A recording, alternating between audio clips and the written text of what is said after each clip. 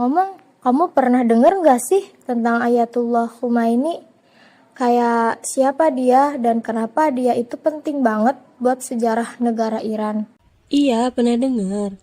Khomeini itu ulama Syiah ternama dari Iran yang lahir tahun 1902 di kota Khomeini, Iran. Dia sempat belajar agama di kota Qum dan kota Najaf.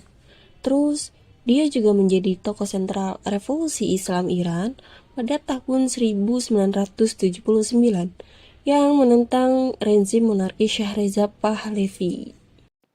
Wah, keren ya. Jadi dia tuh melawan pemerintahan lama gitu ya. Bisa ceritain nggak gimana perjalanan karir politik Ayatullah Khomeini saat menentang rezim Shah?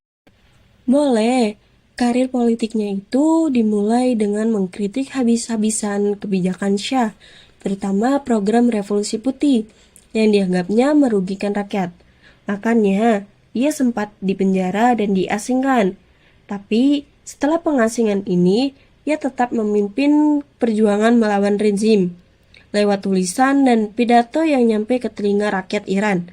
Akhirnya di tahun 1979, ia berhasil menggulingkan monarki dan mendirikan Republik Islam Iran dengan sistem pemerintahan wilayat al-faqih atau kepemimpinan ulama.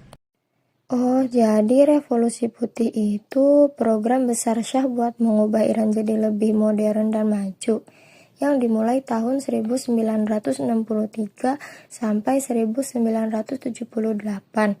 Disebut putih karena bertujuan membawa perubahan tanpa kekerasan atau pertumpahan darah. Berbeda dengan revolusi yang dilakukan lewat perlawanan bersenjata yang dianggapnya merugikan rakyat. Tujuan programnya kayak dia ngasih tanah ke petani supaya mereka punya tanah sendiri, ngurus hutan dan lahan supaya tidak rusak, ngasih hak pilih ke perempuan biar mereka bisa ikut politik, juga bikin lembaga baru buat ningkatin pendidikan dan ekonomi, biar negara maju, menjaga pengaruh orang-orang lama yang konservatif, dan supaya Syah tetap memegang kekuasaan kan. Terus, Khomeini waktu diasingkan itu ke wilayah mana ya? Iya benar, revolusi putih ini emang memajukan ekonomi banget. Tapi kebijakan ini menciptakan kesenjangan sosial dan juga dianggap merusak nilai-nilai agama menurut Khomeini. Terus Khomeini ini diasingkan ke wilayah Bursa, Turki pada tahun 1964 dan menetap di kota-kota suci Islam Syiah seperti Najaf, di mana ia mengajar dan melanjutkan permusuhan terhadap Syah selama lebih dari 1 dekade. Pada akhir masa cakupnya, sekitar tahun 1978, Khomeini pindah ke Prancis, tempat di mana ia memimpin gerakan oposisi secara internasional sebelum akhirnya kembali ke Iran pada tahun 1979 untuk memimpin revolusi Islam. Oh gitu, terus konsep wilayah al-faqih itu apa sih sebenarnya? Wilayat al-faqih itu intinya negara Islam harus dipimpin oleh ulama yang mempunyai ilmu agama dan kewenangan hukum tertinggi. Khomeini menolak pemerintah sekuler dan demokrasi barat karena ia ingin negara yang adil, anti korupsi, dan bebas dari pengaruh asing. Jadi, pemimpin ulama lah yang memegang kendali buat jaga hukum politik dan keadilan sosial. Oh alah, konsep itu sekarang dipakai di mana ya? Konsep ini dipakai di Republik Islam Iran. Konsep ini jadi dasar sistem pemerintahan mereka. Ada dewan pengawas yang mengecek undang-undang sesuai syariat atau enggak. Dan ada jabatan Wali Al-Faqih sebagai pemimpin tertinggi negara. Sistemnya beda banget sama republik lain yang berdasarkan demokrasi liberal.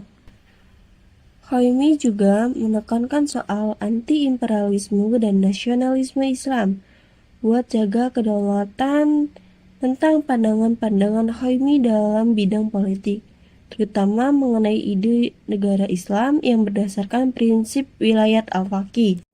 Ngomong-ngomong, kamu tahu nggak kapan wafatnya Khomeini? Tahu, Ia wafat pada 3 Juni 1989. Namun pengaruh pemikirannya dalam politik Islam masih besar.